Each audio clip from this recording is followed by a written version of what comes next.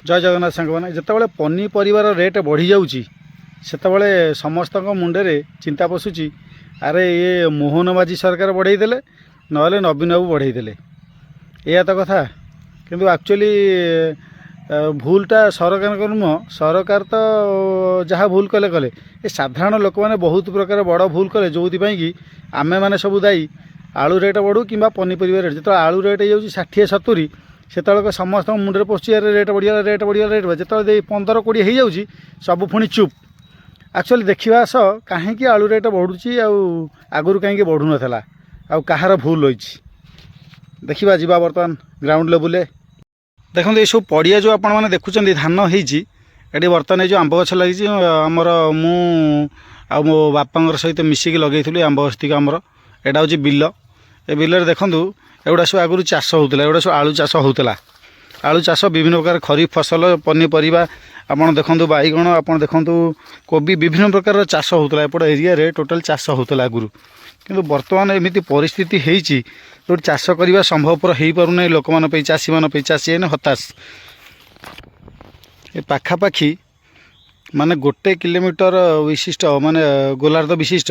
Area रे किसी घर द्वार 1 किलोमीटर 2 किलोमीटर भाया किसी घर द्वार नाला किंतु बर्तमान एमती सिचुएसन है बिल्डर मैंने जगह किणिकी घर द्वार करी आउ एठी पानी जलसेचन व्यवस्था पूरा ठप हो पाखापाखि 2005 मसीह 2010 भितर सबू ये चाष बंद होगा एटा सब घर होगा भितर गोटे भी घर नाला केवल आलू बाकी खरीफ फसल विभिन्न प्रकार भेंडी बैगण विभिन्न प्रकार फसल सब ये होता किंतु बर्तमान परिस्थिति देखो ये फसल केमी हम ये मांकड़ मानकर जो प्रादुर्भाव बाकी रहा आपणकर जो घर घर है माल ड्रेन सब भांगीगला चाषी बिचारा हताश होगला सार रेट जो भाई भाव में बढ़ुची मु जानवर तो कालिया योजना बंद कर सार रेट कमे देवा कथा चाषी उपकृत प्रकृत चाषी की जदि सरकार उपकृत करने चाहे ताले पैसा दिंते नहीं चाषीर जो जलसेचन विभागटा को फ्री कर दियंते इलेक्ट्रिक बिलटा फ्री कर दियंते बाकी रहिला आपणकर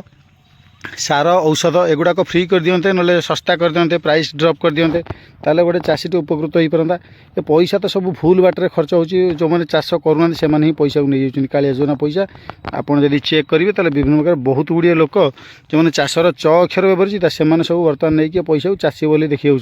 देखते एक्चुअली ये जो कंस्ट्रक्शन सब होगुड़ाक किसी आगुरी नाला एवं कंस्ट्रक्शन है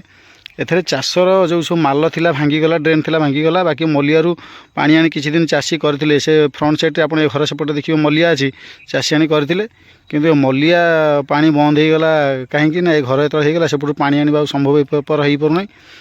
बाकी रहा लोक मैंने गोरु गाई छाड़ दौरान षंढ सब मिसिकी बर्तमान ये परिस्थिति एमती कले एथरे दोष कहार नुह जदि देखा 2005-2010 भितर जलसेचन विभाग डिपार्टमेंट सब बाकी पड़गला चाषी मैंने से बंद कले से तो नवीन सरकार थिले से चाहिए से लोक फ्री करी पुणी चाषर सब चाषपाई आग्रह होता चाषीर किंतु ए व्यवस्था हो पारा ना किंतु आम साधारण लोक मैंने चाष न कर पार बड़ समस्या होची बिल्डर मैंने पशि सब घर करगला एगुड़ा देखूँ ये चाष कौटी हो पार देखो एगुड़ा सब घर आप जी देखुं एगुड़ा सब घर एवं सब हो 2005 मसीहा पर गोटे टोटाल सब चाष होता ये तो समय सरीगला ये तो घर होगला आउ तो ये चाष हो पार सेमती किसी मो सरकार को निवेदन करी ये वीडियो माध्यम जदि सरकार को जो फांका जगह अच्छी सब चाषी मानक एक्चुअली चाषी जो उपकृत सारटी को कमातु जलसेचन व्यवस्था को पुनरुद्धार करूँ सब पानी पंप गुड़ाक बाकी कोल्ड स्टोरेज गुड़ाक व्यवस्था करूँ ताले समस्यार समाधान हो पार समस्या खोजी आम आसी पहुँचीचु जड़े चाषी पाखे आ चाषी की पचारि बुझा एक्चुअली समस्या रही कौटी कौन पाई चाषर व्यवस्था ठीक हो पारुनी आलू रेट हो कि पनीपरिया रेट हो कौन पाई बढ़ी जाऊँगी हु बढ़ुची आ समस्ते दोष दौरान सरकार को एक्चुअली भूलटा रोचे कौटी पचारि बुझा आपण नाटा कहतु आ अंचल नाटा कहतु दास कटक बयालीसमुजा आज्ञा आउ बयालीसमुजारू आप चाषी अच्छा आपणकर चाष कहीं बंद कले चाष बंद है प्राय गोरु गाई माकड़ ये बिल्डर मैंने पशिगले घर द्वार सब कले बाट बंद होगा सब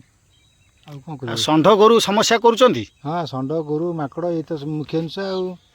माकड़ सरकार किसी व्यवस्था कले आप पुणी चाष करेंगे हाँ निश्चित हम ना षंढ माकड़ जो हैरान करुँच सरकार जदि व्यवस्था करती ତାହେଲେ ଆପଣ ଚାଷ ପୁଣି ଆରମ୍ଭ କରିବେ। ହଁ କରିବା ନିଶ୍ଚିତ। ଏବେ ଆଚ୍ଛା ଏଠି ଆଳୁ ଫାଳୁ ହୁଏ? ଆଳୁ ସାରୁ ସବୁ ପ୍ରକାର ଫସଲ ହେଉଛି, ଭେଣ୍ଡି ଫେଣ୍ଡି ସବୁ ହେଉଥିଲା, ଭେଣ୍ଡି ବାଇଗଣ